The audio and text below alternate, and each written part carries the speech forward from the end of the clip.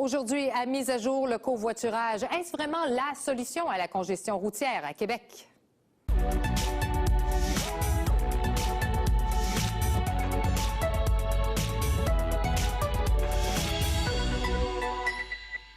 Bonjour tout le monde, bienvenue à l'émission. J'espère que vous allez bien aujourd'hui. Et oui, on parle covoiturage parce que les maires de Québec et Lévis financent une étude de plus de 300 000 $ sur la possibilité d'implanter des voies réservées justement au covoiturage sur les routes de la grande région de Québec. Les résultats de l'étude devraient être publiés au printemps 2015. Les maires croient que le covoiturage pourrait réduire de façon substantielle la congestion routière tant à Lévis qu'à Québec. Mais est-ce vraiment la solution à envisager? Aux États-Unis, si on fait une comparaison, le covoiturage est en déclin. Le Bureau du recensement des États-Unis évalue à 12 % le nombre d'automobilistes qui covoiturent pour se rendre au travail. C'est 2 fois moins que dans les années 80. Bienvenue à Mise à jour.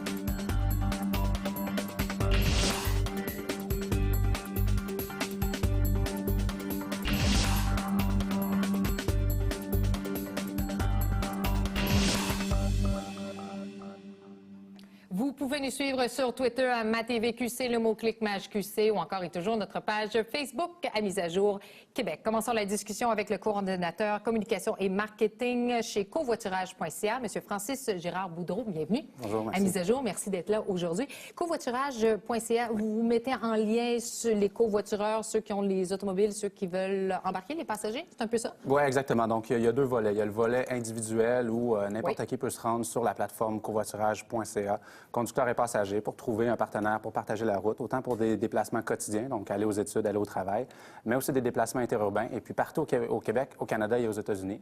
Et puis de l'autre côté, on va offrir aussi des solutions clés en main à différents types d'organisations, donc que ce soit des employeurs, des municipalités, des sociétés de transport, pour mettre en place et puis gérer efficacement un programme de covoiturage. Ça fait 3 ans que vous êtes là environ, covoiturage.ca. Ça fait depuis 2005 que covoiturage.ca existe. Puis vous, personnellement, depuis ça fait 3 ans. Exactement, oui. Est-ce que vous avez remarqué que les entreprises qui faisaient affaire avec vous avaient une plus grande fidélité au niveau du covoiturage chez leurs employés? Avez-vous ces données-là? Bien, c'est certain, étant donné que lorsqu'on va mettre en place un programme chez un employeur, par exemple, on va suggérer de mettre en place différentes mesures incitatives.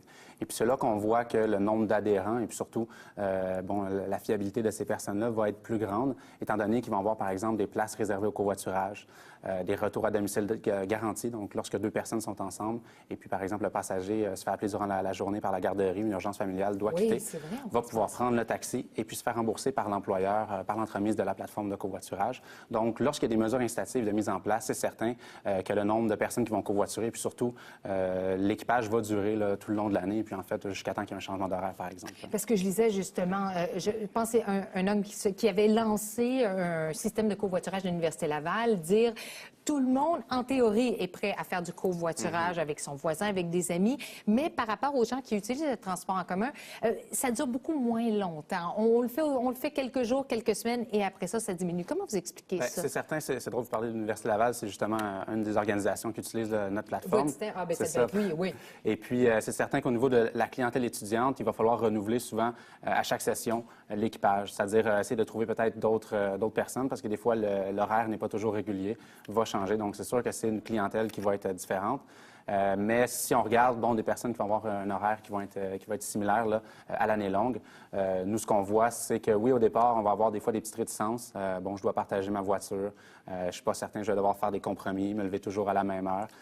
Donc oui, on peut regarder ces aspects-là. Mais lorsqu'on regarde les avantages, que ce soit l'économie, par exemple, d'environ 3 000 $ par année, là, lorsqu'on commence... Exactement, au niveau de l'essence, au niveau de l'utilisation du véhicule, tout simplement. Là, on voit que les personnes vont passer au-delà de ces réticences-là, puis vont voir les avantages, vont être contentes, finalement, d'avoir commencé à faire du covoiturage. C'est intéressant. Il y a des avantages que l'on peut voir, c'est assez clair au niveau des coûts, au niveau de l'environnement également, mais vous dites, il y a des données qui démontrent qu'il y a des avantages au niveau de la sécurité routière parce que les gens qui ont un passager à côté d'eux, ils sentent une pression de mieux conduire. Absolument, c'est vrai, c'est des études qui ont été faites aux États-Unis où, justement, on a remarqué que les gens faisaient plus attention lors de leur conduite. Il y avait des personnes qui n'étaient pas directement là, des proches à eux et puis voulaient vraiment faire attention, que ce soit simplement pour que les gens trouvent qu'ils ont une bonne conduite, donc vont faire plus attention. Ces gens-là sont moins à risque d'être impliqués dans un accident. Non seulement ça, mais dans cette étude-là, ils ont aussi montré qu'il y avait un niveau de stress qui était moins élevé, donc probablement parce que les gens jasent. Exactement, probablement qu'ils sont dans un climat plus agréable. Donc, des fois, s'ils se retrouvent dans la congestion routière, bien, au lieu de pestiférer seuls à bord du véhicule, ils vont pouvoir discuter. Pestiférer à deux. C'est ça. Donc, ça crée une meilleure ambiance. Vous en pensez quoi de ce virage, on peut l'appeler comme ça, de M. Labaume, suivi de M. Lauillet, le maire de Lévis, d'encourager fortement le covoiturage? Parce qu'il y a beaucoup de détraquants qui disent non, là, on s'égare, là, il faut se concentrer sur le transport en commun. Vous en pensez quoi? Je suis très content, premièrement, qu'enfin, au niveau du gouvernement, là, on décide d'aller vers l'avant avec le covoiturage. Jadis, c'était justement davantage le transport collectif qu'on mettait de l'avant. Nous, ce qu'on croit, c'est que c'est pas seulement le covoiturage, c'est pas seulement le transport collectif, mais c'est bien une palette de solutions vers laquelle il faut se tourner. Le covoiturage en fait partie. Et puis, nous, depuis 2005, que covoiturage.ca offre des services comme ceux-là. Et puis, c'était toujours nous qui allions vers les municipalités, les villes, mettre en place des incitatifs. Mais c'était plus difficile d'avoir l'apport du gouvernement pour, par exemple, mettre en place un stationnement réservé au covoiturage lorsque l'emprise est du ministère des Transports, par exemple. Là, j'imagine ils vont être plus ouverts, étant donné que là, on en parle davantage là, au niveau municipal, au niveau des gouvernements, pardon. Et puis, là, on a changé de gouvernement, mais dans l'ancien gouvernement, il y a quand même une stratégie nationale de mobilité durable qui a été sortie, donc peut-être qu'on va conserver un petit peu de ça, où il y avait notamment une grande place qui était faite au covoiturage, où on disait que tout le programme d'électrification des transports également. Oui, mais aussi où on disait que toutes les organisations publiques, parapubliques vont devoir mettre en place des stationnements réservés au covoiturage là, pour leurs employés. Donc déjà, on voit que on va vers l'avant, dans la bonne direction, à mon avis. Alors, on va voir ce que fera le gouvernement libéral. Monsieur Gérard Boudreau, merci beaucoup. Merci infiniment. Merci. Je pense pas que